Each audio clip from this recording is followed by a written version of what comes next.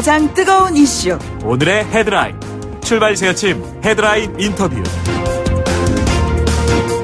네, 정치권이 급냉하고 있습니다. 특히 정치권 망발 사태로 인해서요. 더욱더 꽁꽁 얼어붙고 있는 것 같습니다. 방송으로 옮기기도 좀 거북한 단어를 제1야당의 원내대표 연설에 사용하면서 그 여파가 일파만파로 번지고 있고요. 또 힘들게 올려놓은 패스트트랙, 검경 수사권 조정 관련해서 검찰 측에서는 우려가, 공수처 관련해서는 경찰 측에서 우려가 나오고 있는 상황입니다. 국회 사개특위의 여당 간사 맡고 있는 백혜련 의원을 연결하겠습니다. 의원님 안녕하십니까?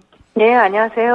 예, 먼저 이 문제 여쭤보겠습니다. 문재인 대통령 지지자 그룹을 이게 참 방송에서 얘기하기 그렇습니다. 아무튼 성매매 여성에 빗대어 비하하는 극우 성향의 온라인 커뮤니티의 특정 은어를 나경원 원내대표가 썼습니다. 자, 이와 관련해서 여당 여성 의원들이 의견을 모았다고 하는데 어떤 내용이신지요?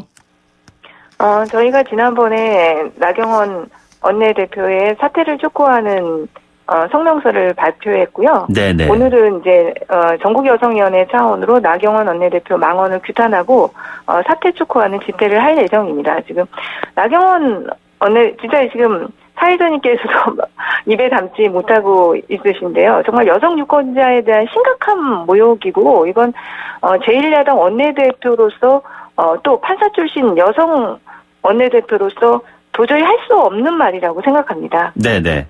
그런데 그 당사자는 금방 사과의 뜻을 밝혔습니다. 그리고 주변에서의 해석들을 보면요. 예를 들자면은 전혜옥 전 의원 같은 경우에는 그 해당 은어 사용에 대해서 내가 포털 사이트에서 검색을 해보니까 닳거나 해진 미창이라고 나온다. 이런 얘기가 나왔습니다. 어떻게 보고 계시는지요? 먼저 나경원 원내대표의 사과와 관련해서요. 네네. 말씀드리면요. 제가 책을 하나 좀 인용하고 싶어요. 쿨하게 사과라는 책에서 사과라는 건 이렇게 해야 된다 이렇게 말을 하고 있거든요.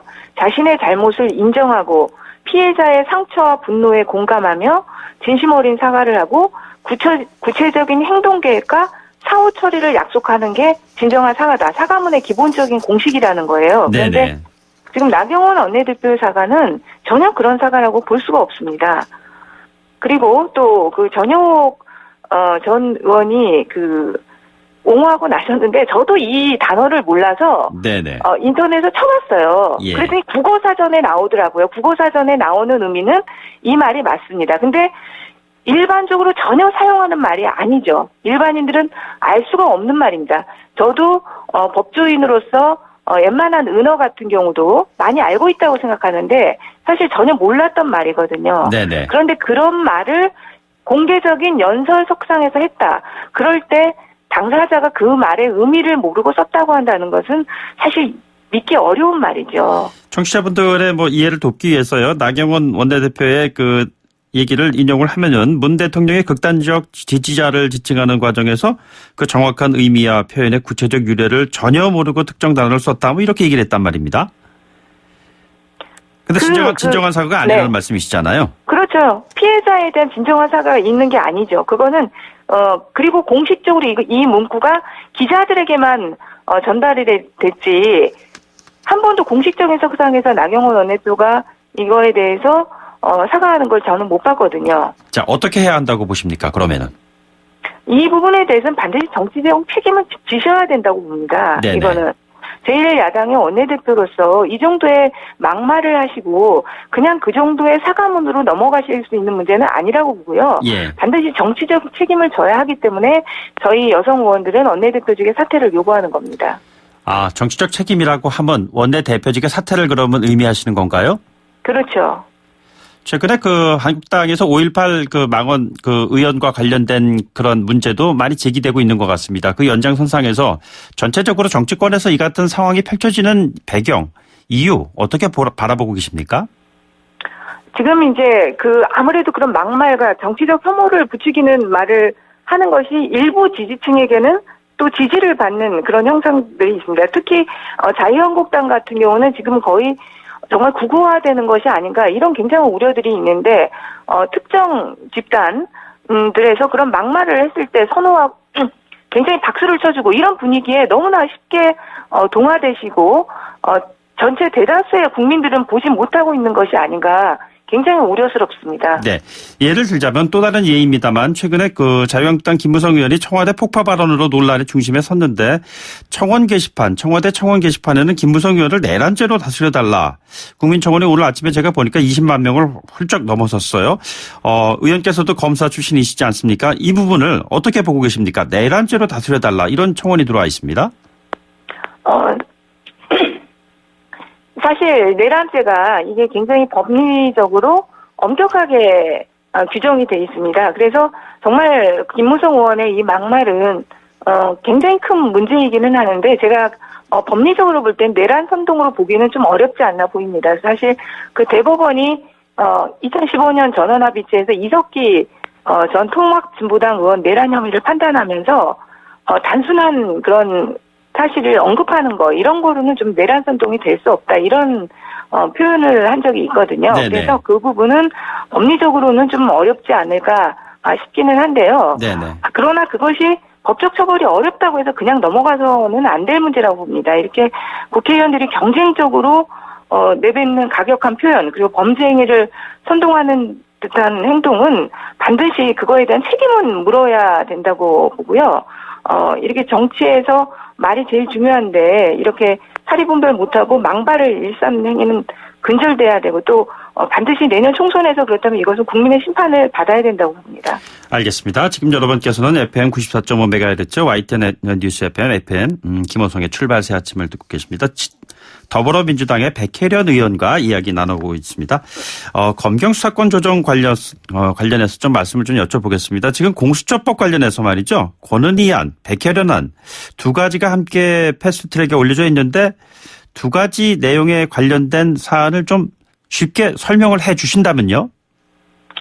먼저 권은희 안에 대해서 좀 유감스러운데요. 사실 제가 낸 공수처 안에도 권은희 의원님 의견이 대다수가 반영이 됐습니다. 그때 협상 과정에서 사실은 권은희 의원님께서 주장하시는 부분을 상당수 반영을 했는데 다시 이렇게 개인적으로 안을 내신 게 참 유감스러운 부분이 있고요.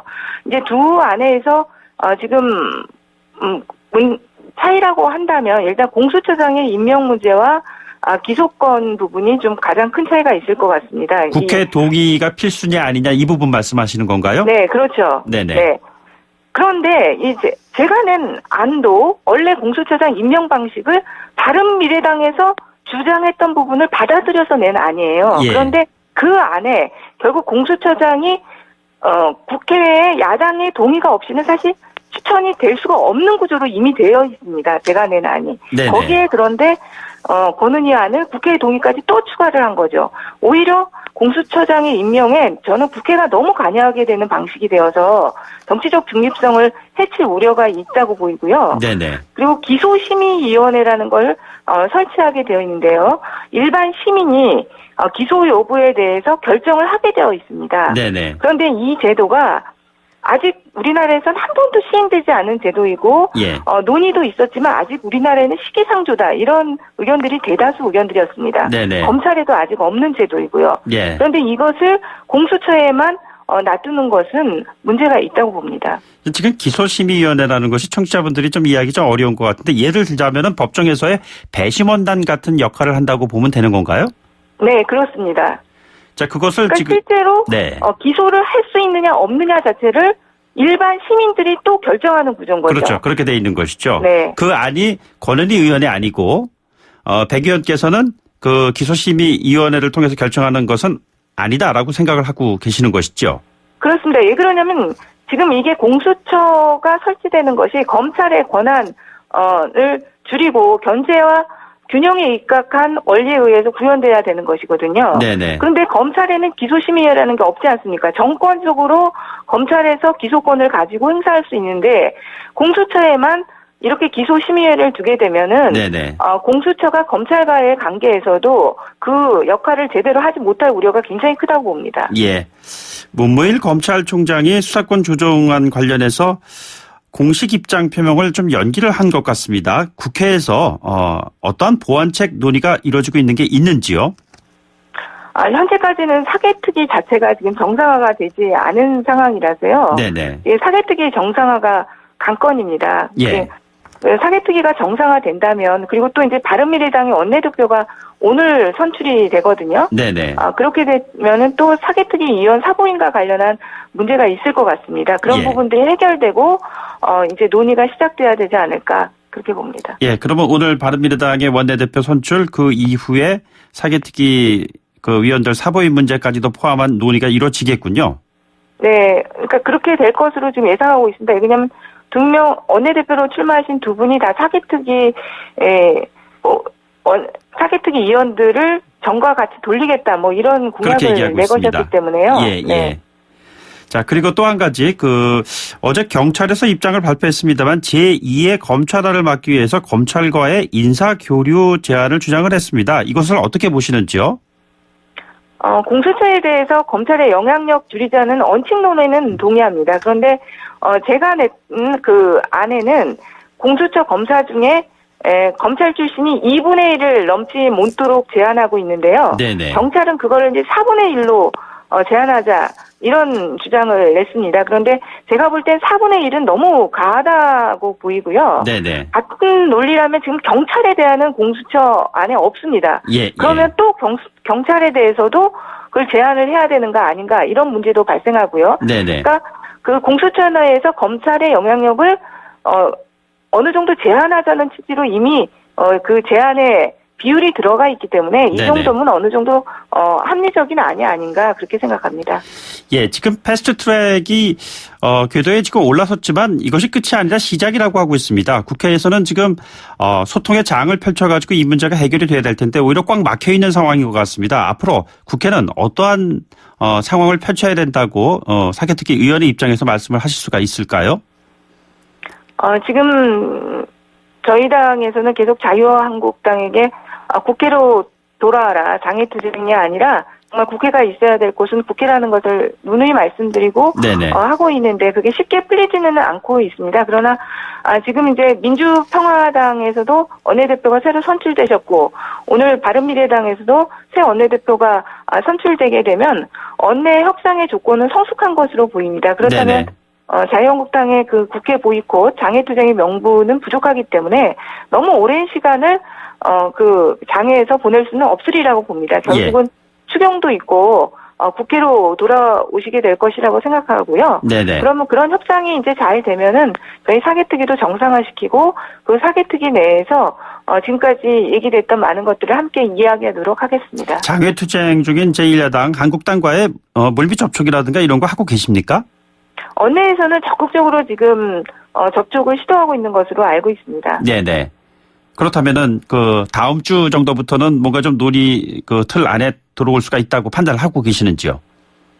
저는 그렇게 되기를 지금 희망하고요. 하여튼 그 청와대에서도 또 대표회동도 제안하셨지 않습니까? 네네. 그러니까 그런 부분들을 좀 자유한국당에서 전향적으로 좀 받아들여 주셨으면 좋겠고요. 네네. 지금 정말 그 강원도의 산불이라든지 이런 것에서 재해 문제에 대한 추경도 시급합니다. 네네. 그러니까 들어오셔서 빨리 국회 내에서 서로 논의하면서 문제를 풀어주시기를 바랍니다. 대통령과 한국당 황교안 대표 1대1 그 회담을 먼저 좀 하는 것이 옳다고 보시는지요? 아니면은 사실 그 부분에서는 청와대가 제안한 5당 대표 회동 제안이 저는 합리적이라고 봅니다. 그러나 자유한국당에서 이렇게 계속 국회를 보이콧하고 협상에 응하지 않으려고 한다고 한다면 하여튼 다방면적으로 여러 가지 방책은 좀 고민해야 되지 않을까, 이렇게 생각합니다. 알겠습니다. 오늘 말씀 여기까지 듣겠습니다. 고맙습니다. 네, 감사합니다. 더불어민주당의 백혜련 의원과 함께했습니다. 1부 마치고요. 2부에 돌아오죠.